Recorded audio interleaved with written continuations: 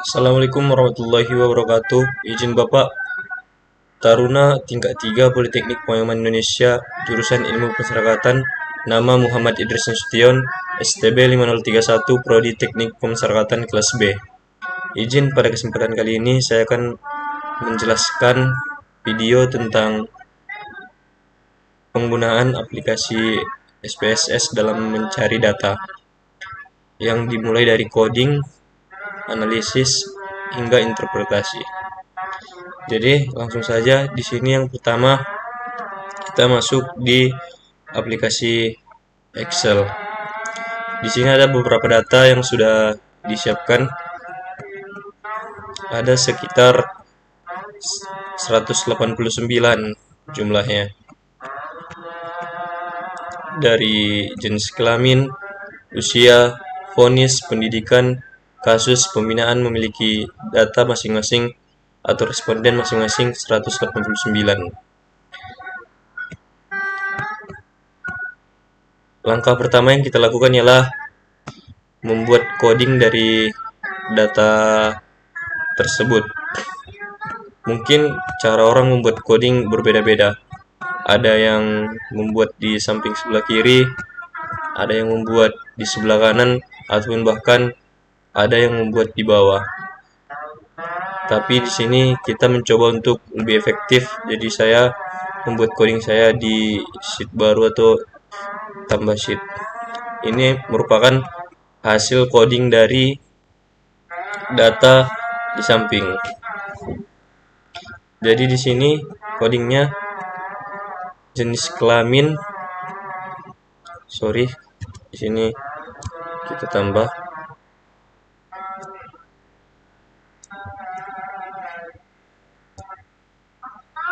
jenis kelamin harusnya 2.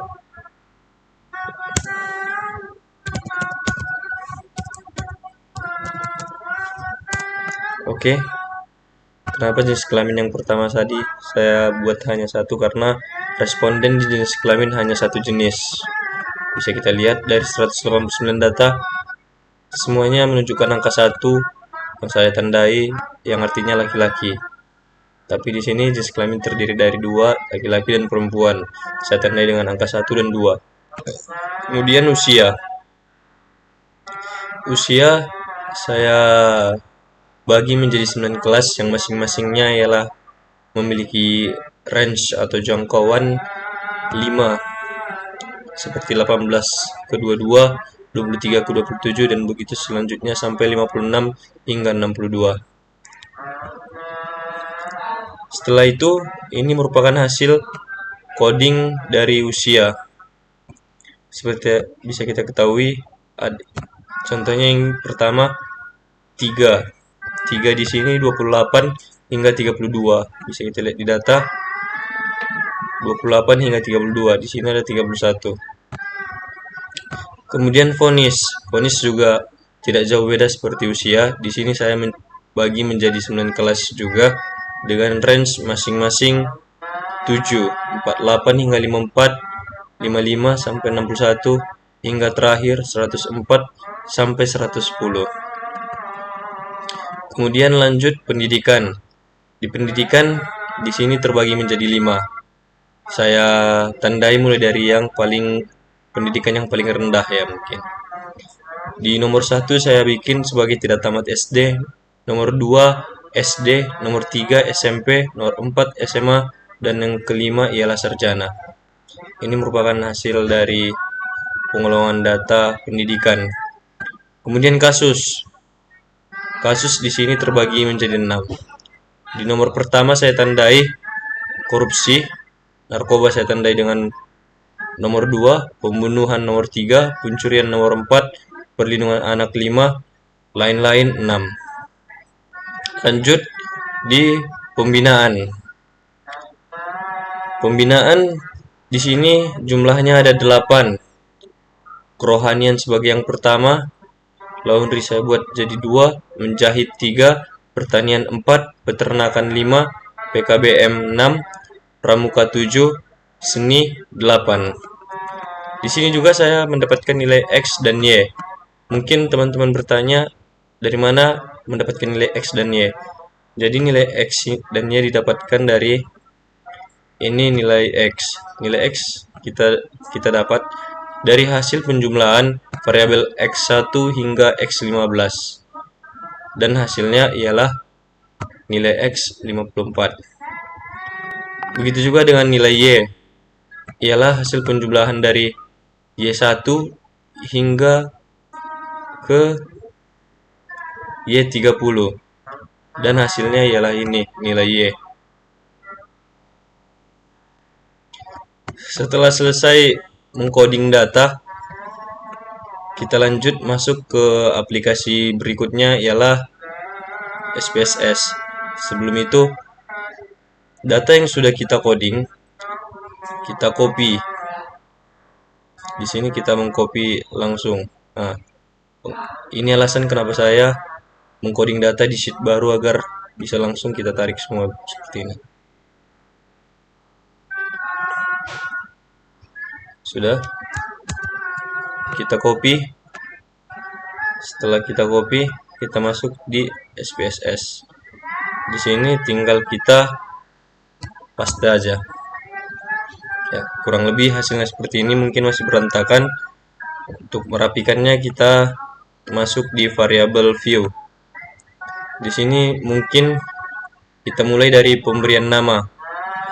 Yang pertama, jenis kelamin kita tandai dengan JK. Yang kedua ada usia. Kita tandai dengan us. Yang ketiga ada vonis, kita tandai dengan font. Yang keempat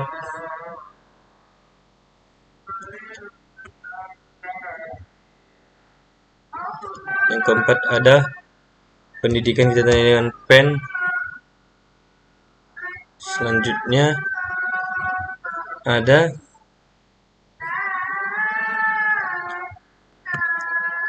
setelah pendidikan ada kasus.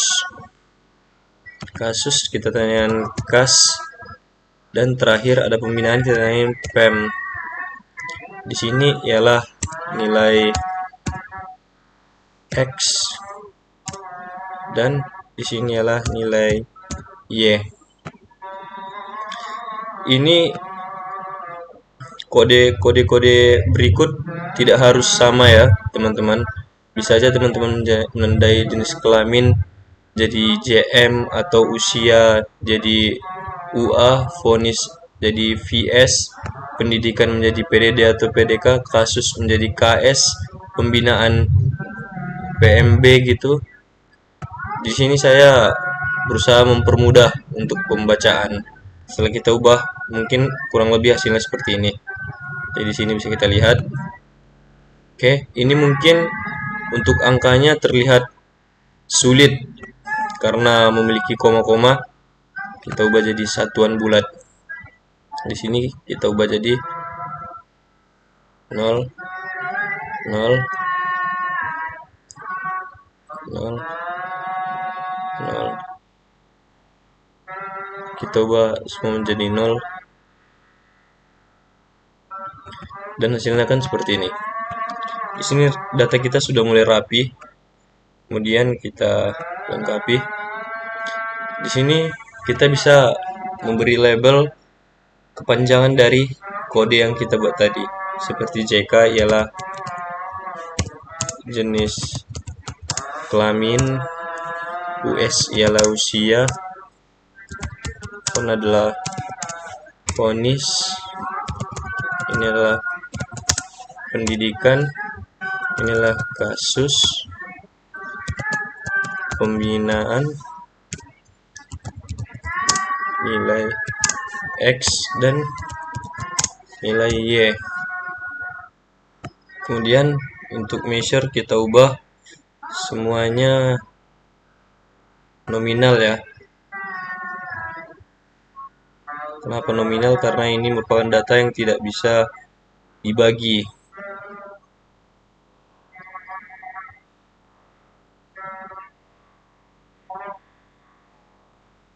Nominal. Dan untuk nilai X dan Y berupa skala karena data tersebut bisa dibagi. Ya, kemudian kita masuk ya data view kembali. Kita akan mencari frekuensi dari data-data yang demikian. Caranya ialah di sini sudah ya. Caranya ya masuk analyze, descriptive statistic, frekuensi. Kemudian kita mencari data-data yang ingin kita cari frekuensinya. Di sini yang kita cari frekuensinya aja, kelamin, usia, vonis, pendidikan, kasus, dan pembinaan. Kita pindahkan ke variabel S. Kemudian kita klik OK. Dan hasilnya kan seperti ini. Setelah kita mendapatkan frekuensi-frekuensi ini, dari jenis kelamin hingga pembinaan, kita salin. Begini caranya, tinggal salin saja. Setelah disalin, kita pindahkan ke Word dan kita interpretasi. Kurang lebih hasilnya akan seperti ini. Jenis kelamin berdasarkan tabel di atas menunjukkan bahwa seluruh responden berada dalam satu kategori dengan nilai 1, yaitu laki-laki yang mencakup 100% dari sampel. Ini mengindikasikan bahwa tidak ada variasi dalam data jenis kelamin yang dikumpulkan. Kemudian usia. Dengan interpretasinya, berdasarkan tabel di atas, usia terbagi ke dalam 9 kategori dengan distribusi yang cukup merata. Usia memiliki 8 jumlah responden terbanyak, yaitu 28 orang ya. Data yang ke-8 memiliki responden 28, itu sebesar 14,8%, yang paling besar daripada yang lain. Sementara usia 9 memiliki jumlah terendah, yaitu 11 orang. Usia yang memiliki golongan 9 memiliki jumlah terendah, yaitu 11, dengan persenan 5,8. Distribusi ini menunjukkan variasi yang cukup luas dalam usia responden. Kemudian vonis. Berdasarkan tabel di atas, vonis memiliki 9 kategori dengan kategori 5, ini ada kategori 5 sebagai yang paling dominan atau yang paling banyak ya. Di sini 31 atau juga 16,4%. Kategori 9 ya, ini angka 9 menjadi yang paling sedikit. Ya, bisa kita lihat di sini nilainya paling sedikit 11 dengan persenan 5,8. Data ini memberikan gambaran tentang bagaimana keputusan vonis tersebar dalam kelompok. Kemudian pendidikan. Berdasarkan tabel di atas, pendidikan terbagi ke dalam 5 kategori. Dengan kategori 3 ataupun SMP, ini tidak tamat SD, SMP, SMA, dan sarjana. Kategori 3 SMP dan 4 SMA sebagai yang paling dominan karena nilainya sama, mereka menjadi modus ya di sini. Masing-masing 41 responden dan 20 apabila dalam bentuk persen yaitu 21,7%. Ini menunjukkan bahwa mayoritas responden memiliki tingkat pendidikan yang berada di tengah spektrum yang telah ditentukan. Kemudian kasus. Berdasarkan data di atas, kasus memiliki 6 kategori. Dengan kategori 6 yang paling sering muncul. Di sini bisa kita lihat 42 dan yang lain masih 30-an, bahkan ada yang 20-an. Atau 22,2%. Ini mengindikasikan bahwa ada jenis kasus tertentu yang lebih umum dibandingkan kasus lainnya. Dan pembinaan. Berdasarkan tabel di atas, pembinaan terbagi menjadi 8 kategori. Dan kategori 5 ialah peternakan sebagai yang paling dominan. 15,9%. Distribusi ini menunjukkan bahwa variasi dalam jenis pembinaan yang diterima responden. Ya, kemudian kita kembali ke SPSS-nya saja. Di sini kita akan mencari yang namanya mean, median, modus, hingga standar deviasi. Caranya sama seperti tadi, masuk descriptive statistik. kemudian frekuensi. Ini adalah nilai yang akan dicari min median modusnya. Kita tinggal pilih statistik tentang min, median, modus, standar deviasi, minimum, dan maksimum. Continue, lalu OK.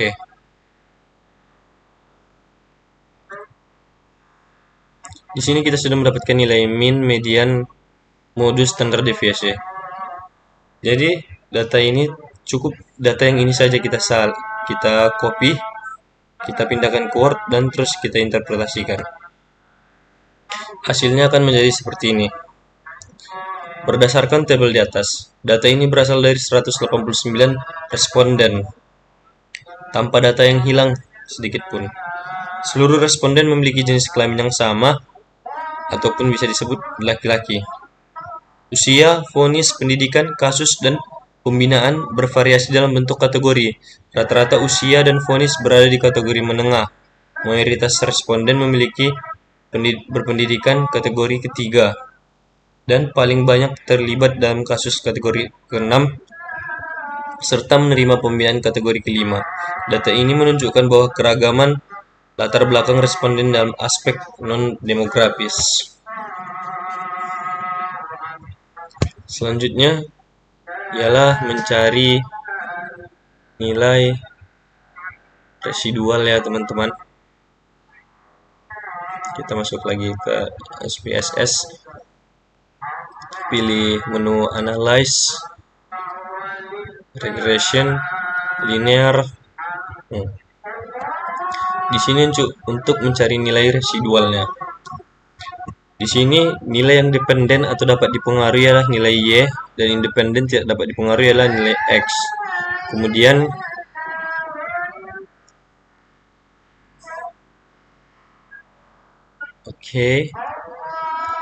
klik save,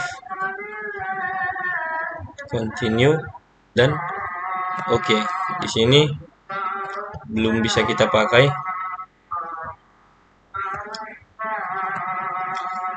Di sini kita sudah mendapatkan nilai dari residual. Ya, data-data ini bisa kita pakai untuk selanjutnya. Kemudian kita akan uji Kolmogorov-Smirnov dengan cara Analyze, masuk ke sini, Legacy, Dialogs, dan terakhir ialah Sampel KS. Di sini variabel yang kita masukkan ialah nilai residual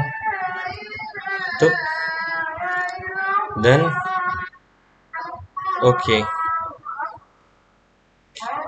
sampel Kolmogorov-Smirnov ini bisa kita copy dan kita pindahkan ke dalam Word.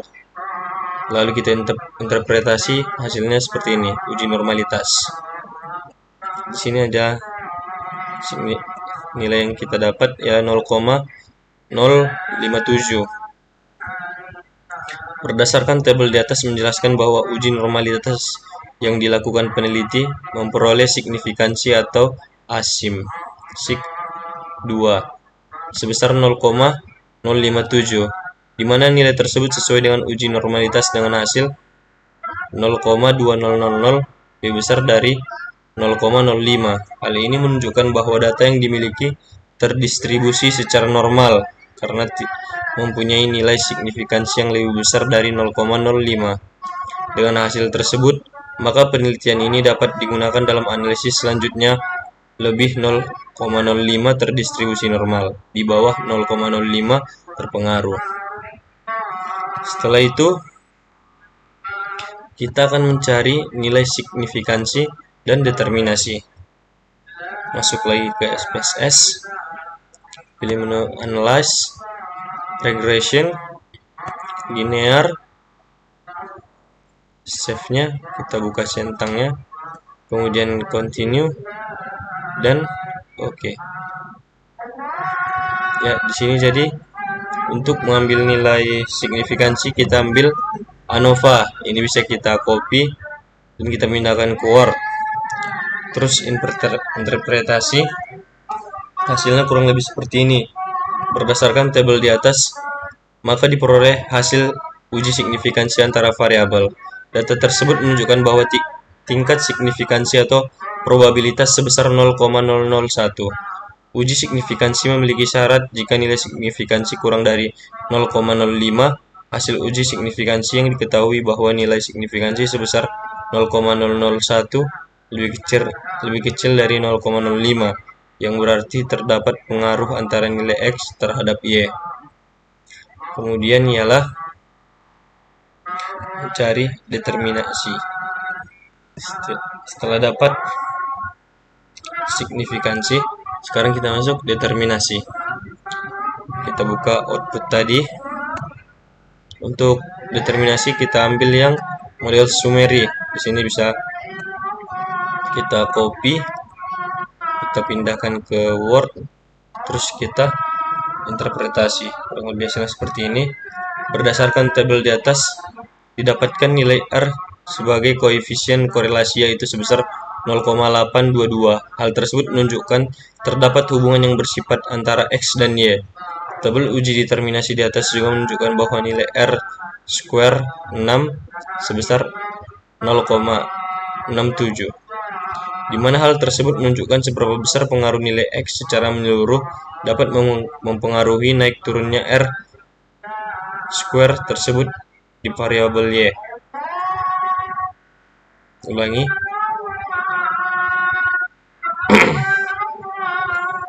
Berdasarkan nilai menunjukkan bahwa persentase nilai X terhadap Y sebesar 67,5%, sedangkan sisanya sebesar 32,5 dipengaruhi oleh variabel lain yang tidak dijelaskan dalam penelitian ini. Interpretasi kita sudah selesai hingga ke signifikansi dan determinasi. Mungkin ialah penjelasan materi hingga pertemuan terakhir. Kurang dan lebihnya saya mohon maaf, mohon izin, arahan dan bimbingan selalu. Assalamualaikum warahmatullahi wabarakatuh.